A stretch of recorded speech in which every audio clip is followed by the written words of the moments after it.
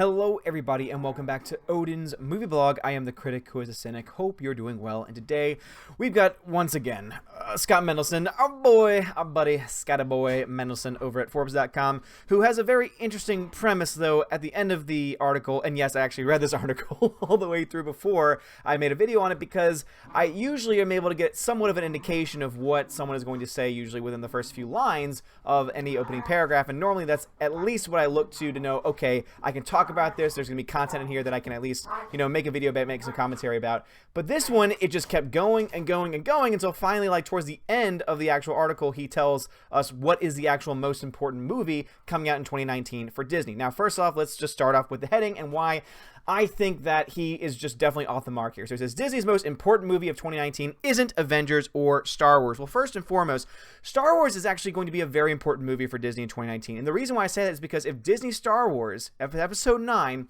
does not break $1 billion, if this movie does not succeed, that might just be that might just be it for Star Wars as far as Disney-run films are concerned. I mean, I don't know if they're going to be able to release, or at least justify releasing, another Star Wars live-action film in theaters, which would, of course, put the whole thing going on with Rian Johnson right now into serious doubt, because we already have doubt, seeing that he has just non-stop attacked fans and called them racist and man-babies and all these other types of random names that him and so many others on Twitter love to call the Fandom Menace, even though the Fandom Menace is probably one of the most diverse groups I've ever, met in my entire life. But needless with all that, with all that being said, it's important for us to understand that Star Wars is very important for Disney. If Disney is not able to bring the fans back, they took a step forward with the recent Star Wars Theory stuff, but that is still far from being exactly what they need to do to bring the fandom back.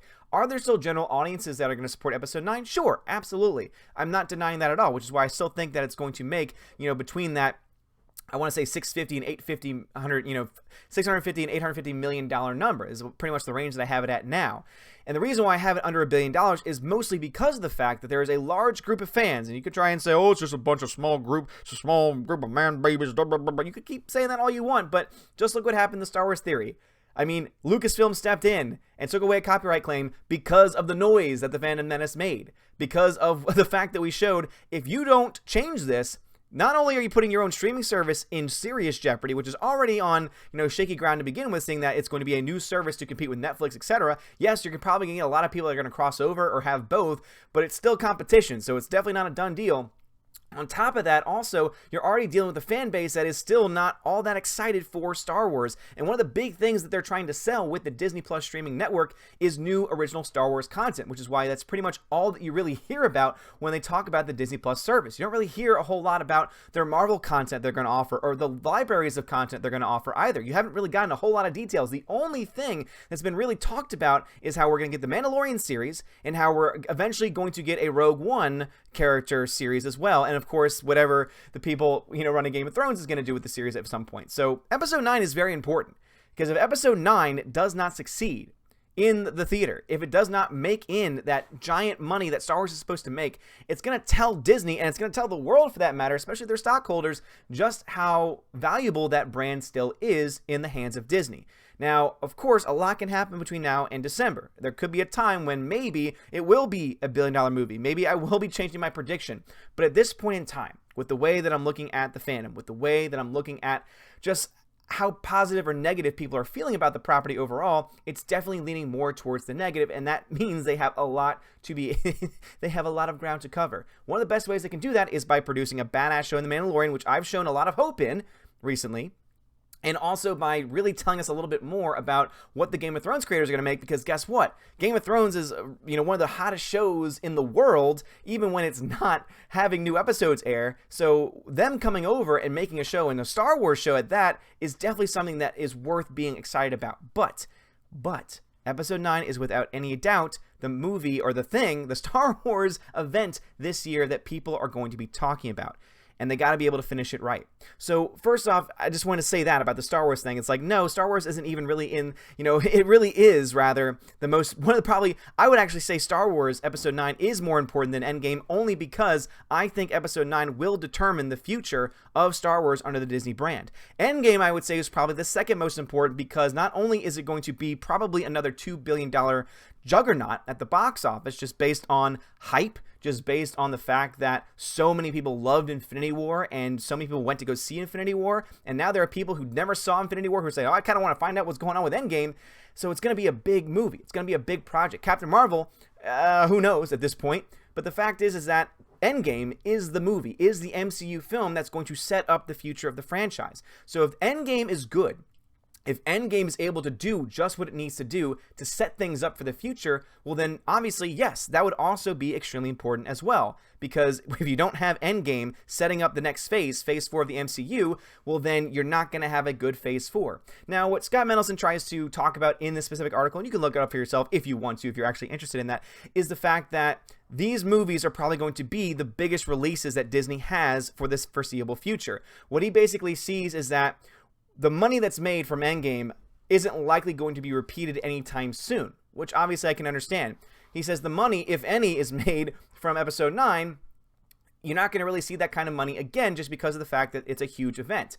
And he does have a point to an extent. But overall, what he says is the most important film. What he says is the most important film of 2019 for Disney is not any of the live action films they got coming out. It's not any of the constant remakes and reboots and Toy Story 4 and all this other stuff that they just keep remaking because they have no original content anymore.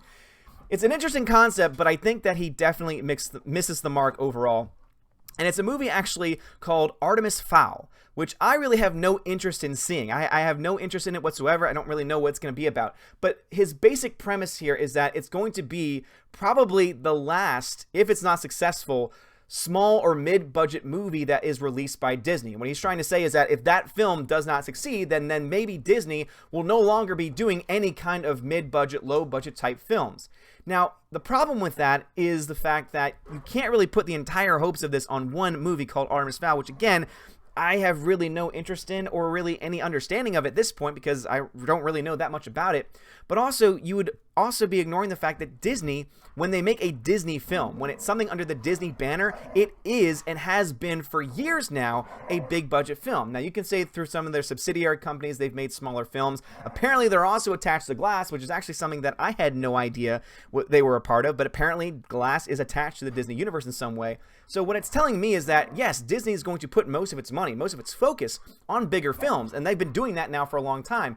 But that doesn't mean if Artemis Fowl fails, I'm sorry, like, Scott, I think you're missing the point there. When you're saying the most important movie, obviously he's just trying to get, clickbait. He's trying to say, oh, if it's not Endgame, it's not Star Wars, then obviously it must be something amazing. And then he, talks about all these different movies and all these different franchises and everything, trying to talk about the numbers for them. And then finally, at the very end, he says Artemis Fowl. Now, if you started off with Artemis Fowl, people would say, okay, well, I'm not going to read this anymore because, it's very smart of you to do this. It's very smart of you to do this, Scotty boy. But at the end of the day, that's the reason why I'm here to kind of give, trying to give, fuller context to everything going on. So Artemis Fowl, you can try, and I get what you're trying to do there by saying, well, if Disney is not able to be successful with a film like Artemis Fowl for smaller money than most of their big budget films, then maybe they'll move on from that. However, they are already struggling, at least in one giant area, and that is Star Wars, to continue to make the big money from the huge investment. Keep in mind that when you look to the fact that Disney Episode 9, Star Wars Episode 9, was made for a production budget of over $300 million. The production budget alone was over $300 million, which means that you're looking at close to $450 to $500 million just to not only produce, but also to put the marketing campaign out there for it as well. And it made $1.3 billion. It only gets 60% of that. So in reality, the film only made about $100 million, maybe a little bit more in actual profit in net gains. So they're actually not in the best place. They lost $200 million with Solo because it made nothing and they spent way too much on it because of the reshoots. So no, I think that you're missing the point, Scott. The most important films of this year, number one is Star Wars, because it is going to be the make or break point for Disney going to be able to continue, if they're going to be able to continue to make live action Star Wars movies that get released in theaters. Star Wars is the biggest. Endgame will be second. And I hope that you understand why I put Star Wars first, because again, if they're not able to bring the fans back, if they're not able to give the fans what they want in Episode 9, then the fans that are slowly or barely clinging on at this point, they're just going to let go. Many have already let go. Many just don't even care at this point. But Episode 9 is really the last chance that they have. Yes, they're going to get some people excited with The Mandalorian. Yes, they're going to get some people excited because of all the new series that they're announcing. And yes, many people are probably going to buy the Disney Plus service because from what I've been told, they're going to offer a lot of content. But the fact remains is that if they don't make it, if they don't make Star Wars Episode 9 work, where does the future go from here? And Endgame is the second most important because no one can deny that their biggest moneymaker at this point is the MCU. And if Endgame doesn't deliver, which I don't think it has a problem doing because the Russo brothers have not made a bad film yet and they're fantastic and they work great together. Obviously, if they go woke and the future of MCU goes woke, then obviously I think they'll lose numbers. But to try and say that the $2 billion mark of Infinity War and eventually probably of Endgame 2 is going to be the peak and they'll never be able to reach that point again is not exactly true. And that's just because we don't really know what the future is going to be. We don't know what the future of the MCU is going to be or what Star Wars is going to be.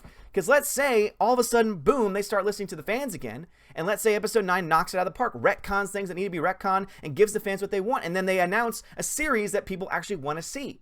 And they make some changes with people running the company, etc. At that point, Star Wars could easily become a $2 billion company once again. Or rather, a $1 billion product once again. Because guess what? The fans are hungry. Just go ahead and look what happened in the Star Wars Theories video. Just look at how many fans stepped up, took over social media, got Lucasfilm's attention, and Lucasfilm stepped in because they realized, oh, if we don't do something, we're screwed. This is going to be really bad for us. This is really bad optics. So they know just how important this is. They know how important the fans being happy truly is. And all I have to say is that, Scott, you tried, man, but once again, you missed. Anyway, guys, what are y'all's thoughts on this? Do you think that Artemis Fowl is the most important Disney movie to come out? And do you agree with his basic premise saying that if they're not able to get a successful mid-tier or lower tier budget film, that they're just going to give up on it altogether and that they're not going to really be able to build new original content, even though I think they're putting out some original content, at least in their animated movies sometimes, but in other areas too. I mean, I would love to hear your thoughts on that if you agree with him or not. But also, do you agree that you think that Star Wars Episode 9 is more important than Avengers at this point? Because as I said before, both are important, but Episode 9, as I said, you could easily lose even more of a fandom that you've already lost, to the point where it's just not recoverable at that point. MCU is in good shape. So obviously that's still important because if you screw up, then you kind of mess up everything that happens in Phase 4 and all the future films that come out. I don't think that's going to happen. I think that they got some good heads on their shoulders. And I think they got good people running it. But do you agree with me? Do you think that Avengers is more important than the Star Wars Episode 9 at this point? I would love to hear your thoughts. Anyway, guys, if you like this video, smash that like button, give me a thumbs up, give me a subscribe. It helps me out a lot. You are all amazing and beautiful people. Have a great day. And as always, God bless.